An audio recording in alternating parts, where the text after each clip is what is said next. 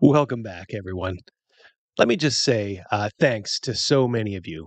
First of all, thanks to the RPG Pundit who shouted me out on Twitter and also made a short about my video on SJW Connie Chang. She's one of the people who are trying to ruin D&D. I'll put a link at the end of this video if you haven't seen it. Also, thanks to DM James over at Roleplay the Right Way for also doing his own video, sending his audience my way. A couple of others, Avenger Satanus, and of course the OG GM for their kind words, as well as many others who I'm probably forgetting.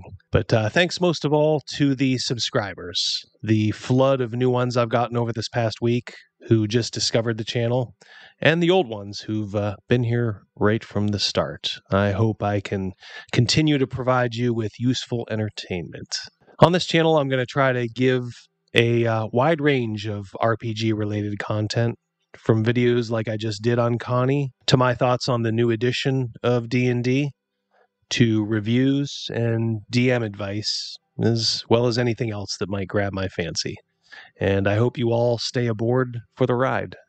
And remember, spread the word. It helps. And speaking of that, if you've not already subscribed, consider doing so. And also throwing a like on this video. Both are always, always appreciated. Thank you again. All right. It being October, I thought I might look at a sort of Gothic horror game that seems to have slipped through the cracks.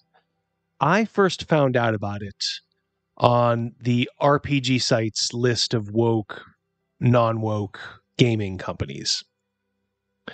The company that makes this game, Riotminds, was on the nice list, the not woke list, which led me to check out their catalog, and that's when I found and purchased Lex Occultum. Lex Occultum is a beautiful, unique, and ultimately frustrating game.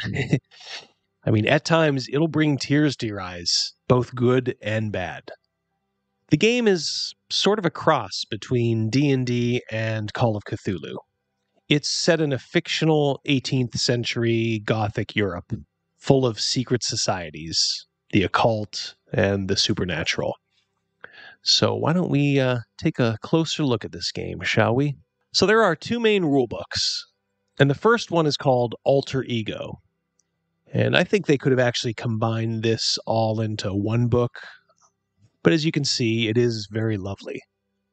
This is where you create your 1700's character, from artisans to combatants to government officials. In addition, this book is where you're going to find the traits that are going to be familiar to any RPG veteran: charisma, constitution, dexterity, health, intelligence, perception, and psyche.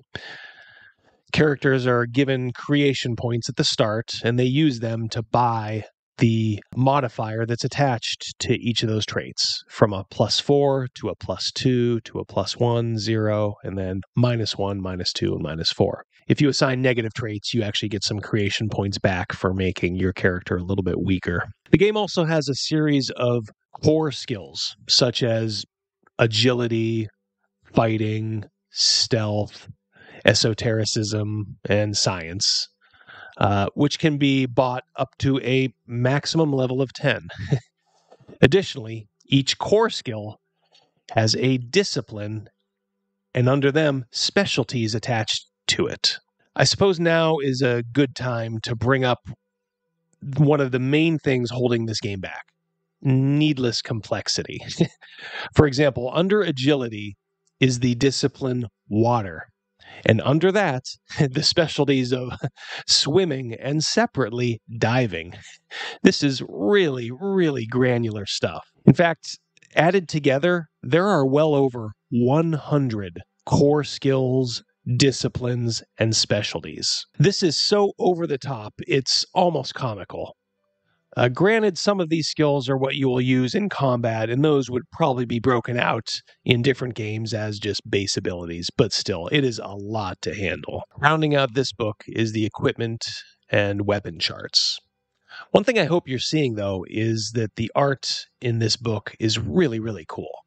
It sets a very unified look throughout, with the sepia sketch style, occasionally punctuated by just beautiful color plates.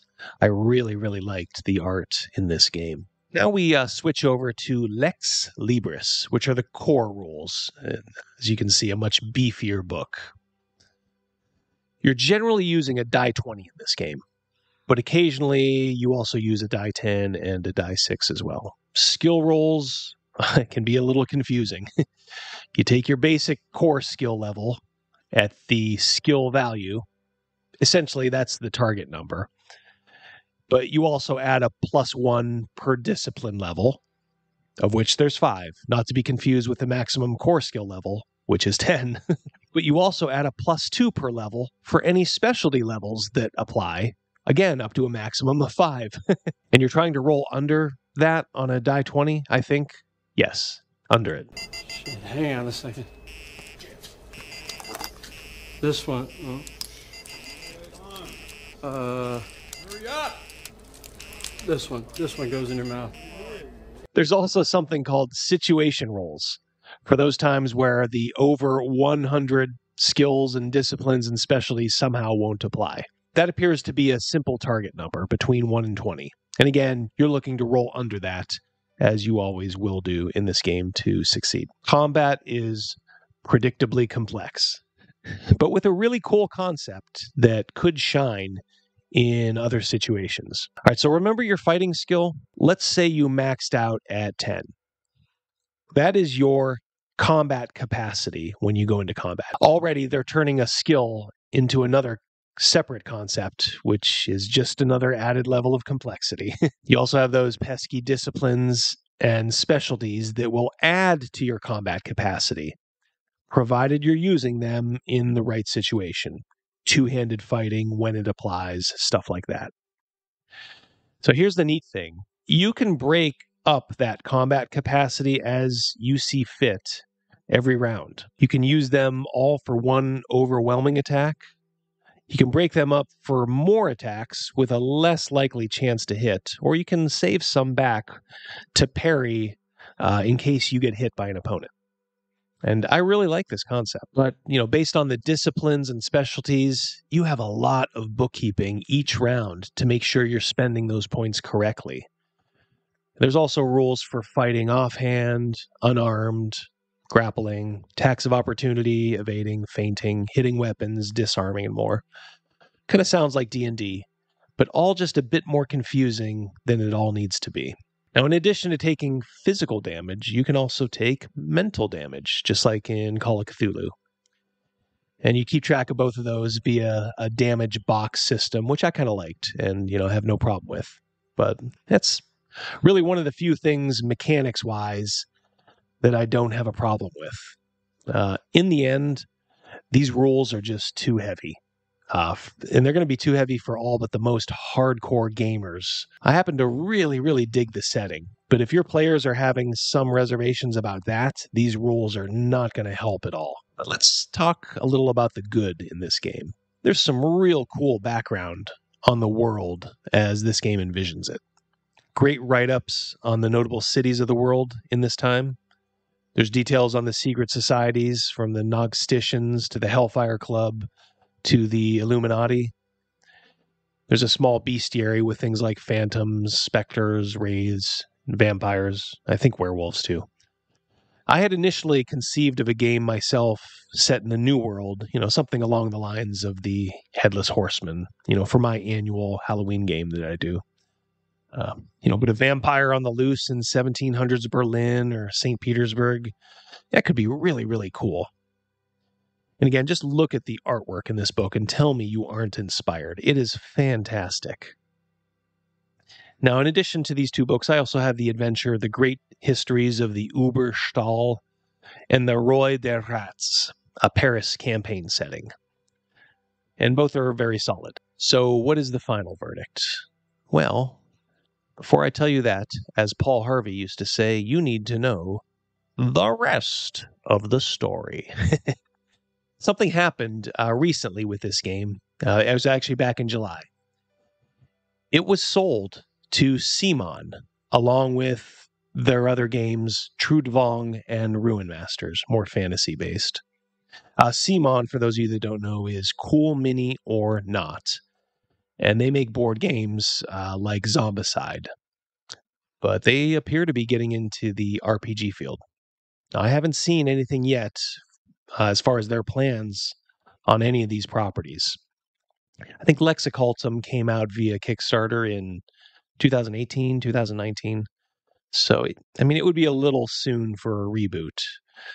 But seeing as how this game has almost no presence in the RPG community, they might feel justified in redoing an overburdened rule set that's probably keeping some people away from it.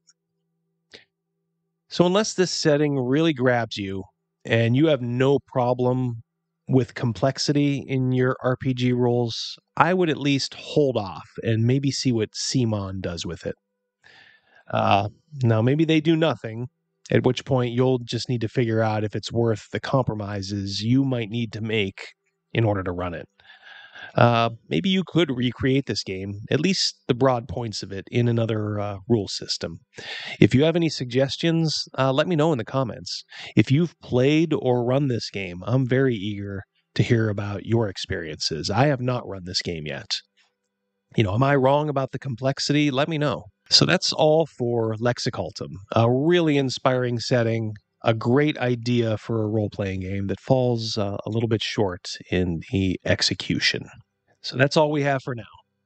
Remember to like and subscribe if you haven't already. Take care, and until we meet again, have yourselves a great, great day.